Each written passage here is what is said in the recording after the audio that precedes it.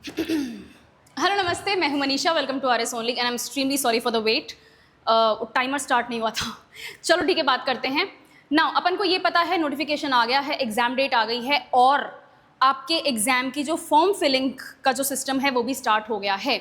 I just notice मेरे बहुत सारे स्टूडेंट्स ऐसे हैं जो बोल रहे हैं कि मैम एग्जाम फॉर्म फिल करने के लिए जो जो रिक्वायरमेंट्स एक जगह चाहिए होती हैं प्लीज़ वो एक बार बता दो, सो दैट जब हम फॉर्म फिल करने बैठें तो हमारे पास में सारी चीज़ें साथ में हों। Because so many of you, आप में से कितने सारे ही ऐसे कैंडिडेट्स हैं जिनके घर पे कंप्यूटर सिस्टम्स नहीं हैं, प्रिंट सिस्टम्स नहीं हैं, तो फिर आप कहीं ना कहीं और जैसे ई मित्र वालों के पास जाओगे और वहाँ पे फॉर्म फिल करोगे, या फिर किसी ऑफिस सेंटर पे जाओगे और वहाँ करोगे, तो फिर आपके पास में बल्क सब कुछ होना चाहिए। अपन डिटेल में डिस्कस करेंगे इस चीज़ को। ओके, आप RS प्री एग्जाम जो 29 ऑफ नवंबर को होगा उसमें जब फॉर्म फिल करेंगे तो उसके लिए आपको क्या क्या रिक्वायरमेंट्स हैं, क्या क्या प्रोसीजर्स हैं, वो सब अपन आज डिस्कस करेंगे। ओके, मैं कुछ सैंपल लेकर आई हूँ, मैंने फॉर्म भरा और फिर उसमें जो स्टार्टिंग के पॉइंट्स हैं मैं वो लेकर आई हूँ, सो दैट आपको रेफरेंस मिल जाए कि ठीक है ऐसी विंडो आनी चाहिए मेरे सामने, मैं कहीं गलत जगह तो नहीं हूँ, राइट? बिकॉज ये प्रॉब्लम भी होती है, right? But before we start मैं आपको बताना चाहती हूँ, क्योंकि आपका एग्जाम बहुत पास में है और आप में से बहुत सारे स्टूडेंट्स ऐसे हैं, कैंडिडेट्स ऐसे हैं जिनकी प्रिपरेशन अभी बिगिनर लेवल पे है, राइट? तो आप इन बचे हुए 150 दिनों में, जो 6 महीने आपके बचे हैं एग्जाम में, इन दिनों में आप कैसे डेली प्लान कर सकते हो अपनी पढ़ाई को, कैसे आपको करंट अफेयर्स पढ़ना है, सब्जेक्ट वाइज स्ट्रैटेजी क्या होनी चाहिए आपकी, किस तरह से आपको शॉर्ट नोट्स बनाने हैं, किस तरह से आपको मॉक टेस्ट देने हैं। तो अगर आपको इन सभी क्वेश्चन से आप लड़ रहे हो ना, परेशान हो रहे हो ना, then we are organising a seminar इसी चीज़ के लिए, स्ट्रैटेजी ही डिस्कस करने के लिए। RS एग्जाम में जो पहले सेलेक्टेड टॉपर्स हैं उनको इन्वाइट किया जा रहा है आपके इन्हीं क्वेश्चंस को आंसर देने के लिए। तो don't forget to come to the RS only new centre. 21 जून को है, सुबह 11 बजे। आपको और इसके बारे में जानकारी चाहिए, जो रजिस्ट्रेशन है वो करवाना है, तो डिस्क्रिप्शन बॉक्स में एक फॉर्म है, या तो उसको फिल करके सबमिट कर दो, या फिर एक फ़ोन नंबर फ्लैश कर रहा होगा, उस पर कॉल करो एंड आपकी सारे क्वेश्चंस को सॉर्ट आउट कर लिया जाएगा और आप वहाँ से रजिस्टर भी कर सकते हो। ठीक है, चलो स्टार्ट करते हैं। तो फॉर्म फिल करने के लिए सबसे पहले आपको जो काम करना है वो ये है, give me a moment, yes, आपको राजस्थान सरकार की एक SSO ID बनानी है। अब ये ID क्या चीज़ है? बहुत सिंपल सी चीज़ है, एक तरह से आपका आइडेंटिटी मार्क है। जैसे एग्जाम देते थे अपन स्कूल्स में, कॉलेजेस में, तो वो एक ID जनरेट करते थे वेबसाइट के ऊपर, एग्जैक्ट सेम चीज़ राजस्थान सरकार की है ID जनरेट करने की। आपको कुछ नहीं करना, आपको गूगल पे जाना है, राइट? आपको गूगल पे जाना है और आपको टाइप करना है RAS एग्जाम SSO ID। आपको ये टाइप करना है गूगल पे। जो पहला रिजल्ट आएगा ना, है ना, जो पहला रिजल्ट आएगा उसी पे क्लिक करोगे, आपके सामने एक ऐसी विंडो खुल जाएगी, सी राजस्थान सिंगल साइन ऑन। ये आपकी ID की जो विंडो है ये ओपन हो जाएगी। इसमें आपको दो काम करने हैं। फर्स्ट, आपको अपना लॉगिन बनाना है। अगर आप पहले से लॉग्ड इन हो, यानी कि आपके पास में पहले से SSO ID है, जो मेरे पास में थी, ठीक है, तो आपको ये काम आराम से हो जाएगा। अगर आपने लॉगिन नहीं कर रखा, कभी भी आपने कोई SSO ID नहीं बनाई हुई, तो एग्जैक्ट इसी विंडो के ऊपर आप रजिस्ट्रेशन पे क्लिक करोगे तो रजिस्ट्रेशन वाला पोर्शन ओपन हो जाएगा, जहां पर आपको अपनी बेसिक डिटेल्स देनी होंगी और वो खुद खुद राजस्थान सरकार के इसी पेज के ऊपर आपकी अलग से एक ID जनरेट कर दी जाएगी। ओके, जैसे यहाँ पे है manishaji.isme, तो इज मतलब ऐसा ही था, ठीक है, ओके। तो यहाँ पर आपका ईमेल एड्रेस, आपका फ़ोन नंबर, ये सब आपसे डिमांड किया जाएगा रजिस्ट्रेशन में और आप लॉगिन कर पाओगे, राइट? इसके बाद में आपको एक पासवर्ड जनरेट करना पड़ेगा। आपका फ़ोन नंबर, आपका ईमेल वही होना चाहिए जो आप रेगुलरली यूज़ करते हो। इफ़ यू थिंक कि मैं कोई नया ईमेल एड्रेस बना दूँ, कोई नया फ़ोन नंबर था आपके पास में, आपको कोई पुराना था जो आप कभी कभी यूज़ करते हो, ये गलती मत करना। जिस फ़ोन नंबर के ऊपर व्हाट्सएप है आपका, जिस फ़ोन नंबर के से आपने अपना ईमेल ID को अलाइन कर रखा है, वही यूज़ करना, ओके? क्योंकि इसमें बार बार OTP और बहुत सारे इसमें सिंगल वेरिफिकेशन वाले जो कोड होते हैं वो सब जनरेट होते हैं। तो प्लीज़ फ़ोन नंबर बहुत सोच समझ के डालना, खुद का ही फ़ोन नंबर देना, खुद का ही ईमेल एड्रेस देना। आपको लॉगिन करना है, ID, आपको पासवर्ड डालना है और आपको एक कैप्चा फिल करके लॉगिन पे क्लिक कर देना है। जब आप ये लॉगिन पे क्लिक करोगे तो आपके पास में ये विंडो ओपन होगी। मैंने खुद ने फॉर्म भरा और उसके बाद में ही मैं बता पा रही हूँ कि इस तरह से होगा, क्योंकि मैं मिस्टेक करना नहीं चाहती थी। स्टेप बाय स्टेप का काम है, एक बार होता है, फिर एडिटिंग कराने के लिए कोई मिस्टेक हो गई तो कहाँ पर उसको सही करवाते फिरोगे, इसलिए मैंने सोचा कि मैं एक बार में दिखा दूँ, इसीलिए कुछ दिन लेट हो गई, वरना मैं 4th को ही बना देती ये वीडियो, राइट? तो इसमें आपके पास में ये 3 ऑप्शन है, आपको इस पर क्लिक करना है, रिक्रूटमेंट पोर्टल, राइट? जब आपने लॉगिन कर लिया, अपना पासवर्ड वगैरह दे दिया, कैप्चा लिख के आपने सबमिट कर दिया लॉगिन के लिए, तो आपके पास में ये विंडो खुलेगी और इस विंडो पे आपको रिक्रूटमेंट पोर्टल पे क्लिक करना है। इसके बाद में आपके पास में ये विंडो आएगी। ये 3 स्टेज वेरिफिकेशन है और इस 3 स्टेज वेरिफिकेशन के बाद में आपका एक्चुअली RS एग्जाम का फॉर्म ओपन होगा। राइट। पहला स्टेज है बेसिक डिटेल्स। यहाँ से आपको कुछ नहीं, यहाँ से आपका नाम, आपके पेरेंट्स का नाम, इंग्लिश हिंदी दोनों में, मैं भी दिखाती हूँ कैसे। आपको अपनी बेसिक जो डिटेल्स हैं वो सब देनी है। इसमें आपका वेरिफिकेशन जो होगा वो आधार कार्ड से भी हो सकता है। इस स्टेप पे जब आप ये पूरी बेसिक डिटेल्स फिल कर दोगे ना, इस तरीके की होती हैं। आपका नाम, आपके फादर का नाम, यहाँ पर आपकी मदर का नाम है, जेंडर है, आपका बर्थ डेट है, अगर आप मैरिड हो तो आपके स्पाउस का क्या नाम है, अगर आपके बच्चे हैं तो उनका क्या नाम है, क्या आप एक्स सर्विसमैन हो, क्या आप रिजर्व्ड कैटेगरी हो या फिर नॉन रिजर्व्ड कैटेगरी हो, रिजर्व्ड कैटेगरी हो तो कौन से वाले कैटेगरी में हो, ये सारी चीज़ें वो यहाँ पे आपको बतानी है। Right, it's a big window. ये सारी चीज़ें आपको यहाँ पे बतानी है।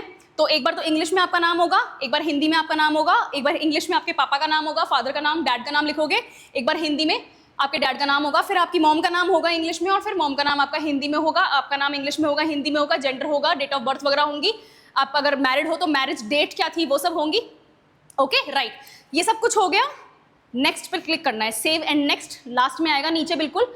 सेव एंड नेक्स्ट पे क्लिक करोगे तो फिर ये वाली विंडो ओपन हो जाएगी। This is very easy. ये वाली विंडो ओपन होती है, यहाँ पर आपका केवाईसी वेरिफिकेशन हो रहा है। क्या हो रहा है? केवाईसी वेरिफिकेशन, यानी कि सरकार वेरीफाई कर रही है कि जो इंसान फॉर्म भर रहा है वही एग्जाम देगा। यहाँ पर वो आपका जैसे कैंडिडेट का नाम वगैरह पूछ लिया, जेंडर पूछ लिया, father's name, date of birth, mobile number, और इसके नीचे क्या आप राशन सरकार के एम्प्लॉय हैं, येस नो, राइट। इसके नीचे वो आपका आधार कार्ड नंबर पूछेंगे। जन आधार देना चाहते हो, आधार देना चाहते हो, दो ही ऑप्शन है, तो दोनों में से आपके पास में एटलीस्ट एक तो है ही। 100% आधार तो है ही है, हो सकता है जन आधार ना भी हो। ओके, तो आपको अपनी बेसिक डिटेल्स यहाँ पे देनी है। और केवाईसी के बाद में ही उसी विंडो में नीचे आपको ये नजर आएगा, केवाईसी वाली विंडो खोली है अपन ने जिसमें अपन आधार कार्ड वगैरह नंबर नाम दे रहे हैं, राइट। उसी विंडो में आपको नीचे ये नजर आएगा, आप जिस लैपटॉप पे हो या तो उसका खुद का जो कैमरा होता है वो, या फिर एक अलग से वेबकैम लगा हुआ होगा वो।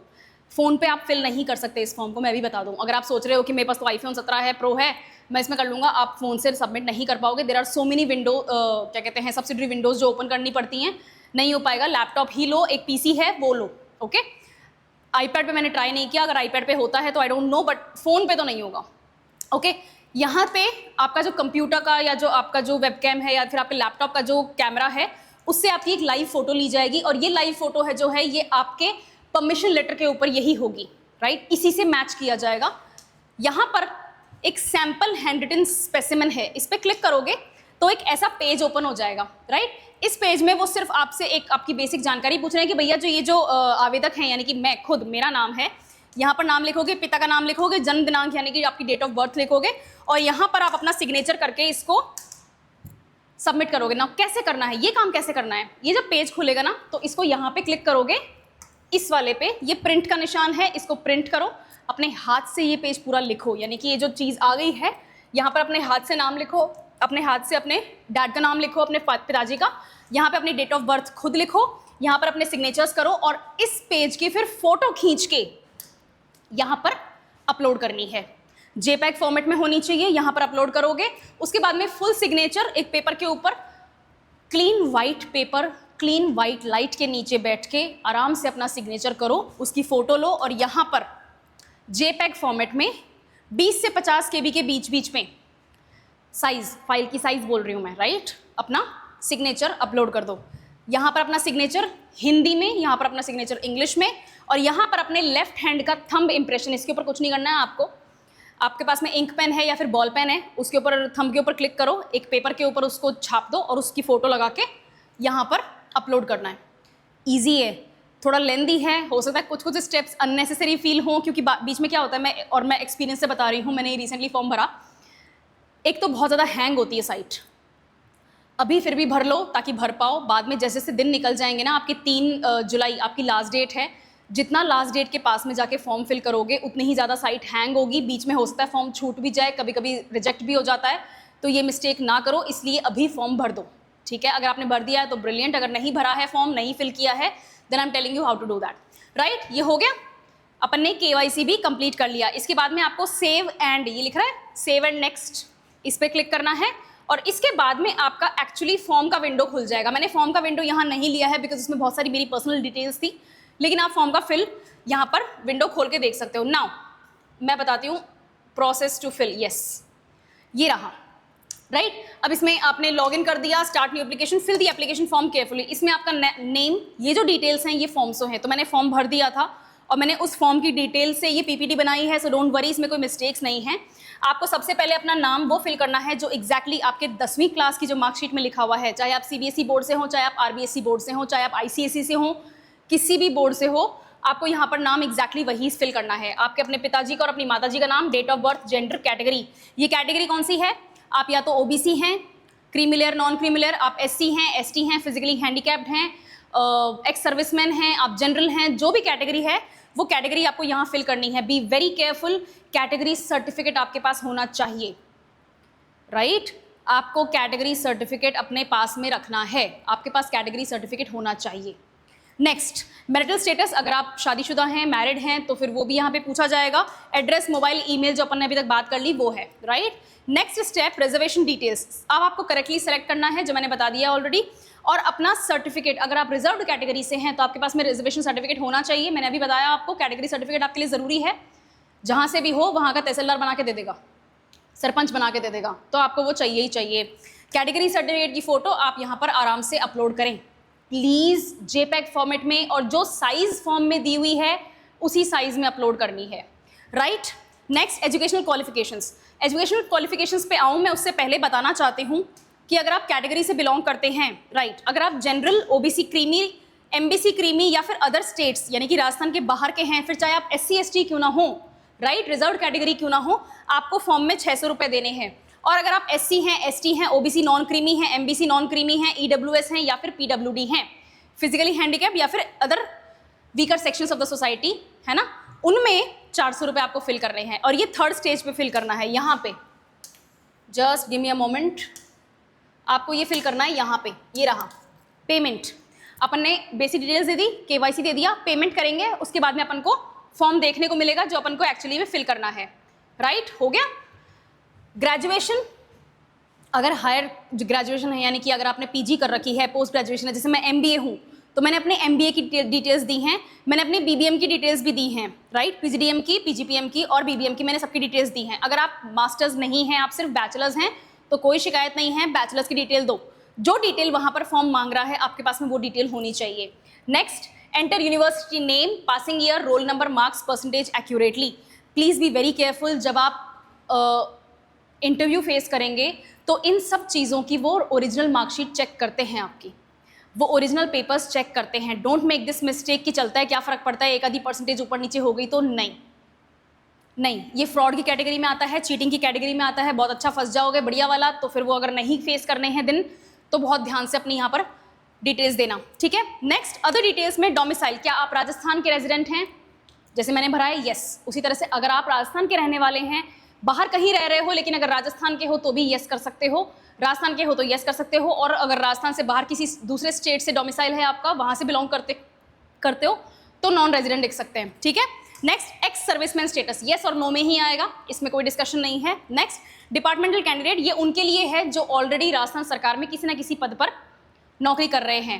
आरएस होना ज़रूरी नहीं है, आप अगर सरकारी नौकरी के ऊपर हैं तो यहाँ आएगा, ठीक है? ओके। नेक्स्ट, एग्जाम सेंटर, ये पूछते हैं, पिछली बार नहीं पूछा था, which was a very strange thing for me, but exam centre अगर पूछ रहे हैं तो आपको देना है। अब जैसे मैंने भरा है तो मैंने अपनी जगह का ही दिया है जहाँ से मैं बिलोंग करती हूँ, जहाँ पर मैं हूँ, लेकिन ये डिस्क्रिप्शन होता है आरपीएससी का। आप अगर उदयपुर भर रहे हो तो हो सकता है वो एग्जाम के दिन आपको आपके परमिशन लेटर में जैसलमेर लिखा हुआ आ जाए, तो इसकी शिकायत आप नहीं कर सकते हो। ये फॉर्म की एक तरह से कंडीशन पहले ही बता दी जाती है कि हम पूछ तो रहे हैं, लेकिन अगर हमारे पास में, आपके सेंटर के पास में कोई स्पेस नहीं हुआ तो हम आपको किसी और सेंटर पे लगा सकते हैं, तो वो लगा सकते हैं, ठीक है? Next, and please be very careful, ये डिटेल्स बहुत सोच समझ के, बहुत ध्यान से डिटेल में अच्छे से भरना है, गलती नहीं करनी है अपन को। नेक्स्ट, आपको फोटो और सिग्नेचर्स और डॉक्यूमेंट्स जो भी वो पूछ रहे हैं, जिसमें आपके अब यहाँ पर क्या पूछते हैं, आपका पर्सनल फोटोग्राफ पूछते हैं, शादी पार्टी की फोटो मत लगा देना, ठीक है? पासपोर्ट साइज फोटो लगानी है, अगेन जेपैग फॉर्मेट में, और 100 से 200 MB केबी के बीच में होनी चाहिए।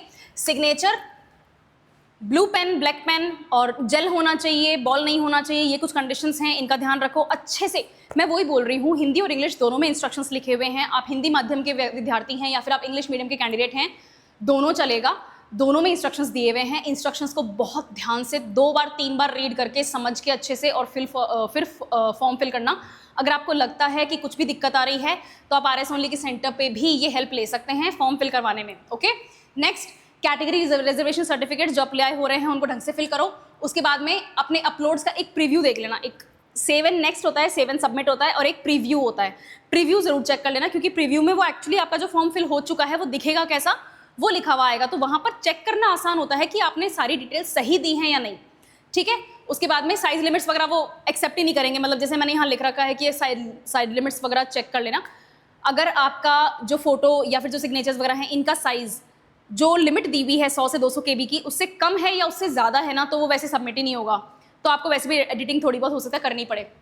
नेक्स्ट, एंटायर फॉर्म का प्रीव्यू देख लेना। एप्लीकेशन फ़ी आपने जो दे दी है उसकी बहुत अच्छे से पेमेंट वगैरह का जो स्लिप होता है, जैसे मैंने गूगल पे किया था अपने नंबर से, तो मैंने उसका स्क्रीनशॉट रख लिया है कि भैया मैंने पे किया है, मेरा फॉर्म सबमिट हो गया है, तो ये आप सेव करके रखना। ओके, और अगर आप ई मित्र वाले के पास में जाके करवा रहे हैं तो पेमेंट स्लिप वगैरह का बहुत अच्छे से ध्यान रखना है, संभाल के रखनी है अपने पास में।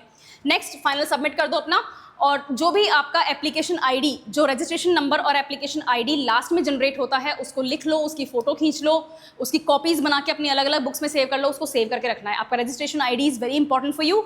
और हाँ, एक और चीज़ मैं बता दूँ, जो अपन ने SSO आईडी बनाई थी वो और उसका पासवर्ड, प्लीज़ उसका भी ध्यान ही रखना, ठीक है, वो भूल मत जाना, क्योंकि अगर आपने पहले से कोई SSO आईडी बनाई हुई है, जैसे मेरी पहले से आईडी थी, ठीक है, तो मैं क्या उसका पासवर्ड भूल गई थी। किसको याद रहता है, मतलब वन टाइम जनरेशन वाली चीज़ होती है, किसको पता होता है। अब इसने मेरे से पूछ लिया कि भैया पासवर्ड भी, तो मैंने कहा मैं तो भूल गई, तो फॉरगॉट पासवर्ड के ऊपर क्लिक करना है। अपना फ़ोन नंबर जो आपने उस दिन रजिस्ट्रेशन के टाइम दिया था वो दो, अपना ईमेल एड्रेस दो, और वो उसके ऊपर OTP जनरेट करके आपसे पासवर्ड नया सेट करने का आपको मौका मिल जाएगा। बट ये मतलब फालतू का स्टेप जो मेरे को लगाना पड़ा ना, वो आपको नहीं लगाना पड़ेगा अगर आप एक बार जनरेट करके थोड़ा सा ध्यान रखोगे अपने पासवर्ड का। तो ओके, फाइनली आपने सबमिट कर दिया अपना फॉर्म। इसके बाद में कुछ चीज़ें जो मैं चाहती हूँ कि आप ध्यान रखो, गलती ना करो। फर्स्ट, कोई हार्ड कॉपी नहीं चाहिए आपको, इसका प्रिंट निकालो, इसको स्टेपल करो, RPSC के अजमेर ऑफिस में जाके उसको सबमिट करवाने की ऐसा कुछ करने की ज़रूरत नहीं है, सब कुछ ऑनलाइन है। ठीक है, इसीलिए मैंने बोला कि अगर आपके पास में घर पे PC नहीं है, लैपटॉप नहीं है, तो आप ई मित्र केंद्र पे जाके भी ये काम करवा सकते हैं, कर सकते हैं। Okay, right. Second, print out खुद के लिए निकाल लो, ठीक है। अगर कोई इशू हो जाता है तो कभी हो सकता है कोर्ट में फाइट करना पड़े कंटेंशियस इश्यूज़ के ऊपर, तो आपके पास में कॉपी होनी चाहिए। इसीलिए मैंने बोला कि जो आपने पेमेंट स्लिप ली है वो पेमेंट की स्लिप की कॉपी भी आपके पास होनी चाहिए। फॉर्म की प्रिंट निकाल के अपने लिए कॉपी सेव करके रखो।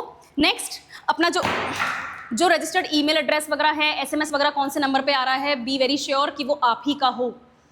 इसमें गलती नहीं करनी है, this is a once in a lifetime opportunity, इसमें गलती नहीं करनी है। फिर पता नहीं कब आपकी वैकेंसीज आएंगी, अगले साल आएंगी, 2 साल बाद में आएंगी, तो मौका क्यों खो, राइट। मतलब बेवकूफ़ी वाली गलती से तो मौका मत खो, कम से कम ध्यान रखना है। ओके, नेक्स्ट, और पढ़ाई शुरू करो भैया, ये तो मैंने अपने लिए लिखा है, ठीक है, प्लीज़ पढ़ाई शुरू करो। इसके बाद में कोई भी जो आपका जो एक माइंड होता है ना कि मेरी तैयारी हो जाएगी तब मैं फॉर्म भरूँ, फॉर्म भर के छोड़ दो। तैयारी नहीं होती है, कॉन्फिडेंस नहीं आता है, एग्जाम देना ही नहीं है, वो बाद की बात है। आपसे कोई वो नहीं होगा कि कोई आपको सू नहीं कर देगा, कोई केस नहीं कर देगा आपके ऊपर कि कोर्ट में घसीटूंगा, एक फॉर्म खराब कर दिया, ऐसा कुछ भी नहीं है। फॉर्म अभी सबमिट कर दो, लास्ट डे पे। बहुत ज़्यादा तो साइट हैंग होती हैं, कभी हो सकता है आपकी तबीयत खराब हो जाए, कभी हो सकता है लाइट नहीं आ रही हो, इंटरनेट खराब हो गया हो, तूफानी हवाएं चल रही हैं, किसी ने क्या फ्यूचर देखा है, राइट। कैटेगरी बहुत ढंग से फिल करनी है आपके, अगर आप रिजर्व कैटेगरी हो तो बहुत सोच समझ के रिजर्व कैटेगरी फिल करो और अपना सर्टिफिकेट अपडेट करवा लो। क्या होता है रिजर्व कैटेगरी, स्पेशली मैं OBC का जानती हूँ, आपको हर कुछ साल में अपडेट करवाना होता है, ठीक है। तो अपने तहसीलदार से, जिस गांव से आप हो, अपने सरपंच से प्लीज़ इस काम को ज़रूर करवा लो, अपडेट करवाओ। और जो आपका अपडेटेड सर्टिफिकेट है वही आपको यहाँ फ़ोटो लगानी है। ये कुछ चीज़ें हैं जो आपको थोड़ा ध्यान रखना पड़ेगा, जैसे आपका जो नेम है, जो DOB वगैरह है, वो 10th की मार्कशीट से मैच करना चाहिए। अगेन इंपॉर्टेंट डिटेल्स, ठीक है। तो मेरी तरफ से मैंने आपको बता दिया है कि आपको ये वेबसाइट है rpsc.rajasthan.gov.in, इसके ऊपर आपको रजिस्ट्रेशन पोर्टल पे जाना है और अपना एग्जाम फिल करना है, फॉर्म फिल करना है, ठीक है। SSO ID sso.rajasthan.gov.in से जनरेट होगी।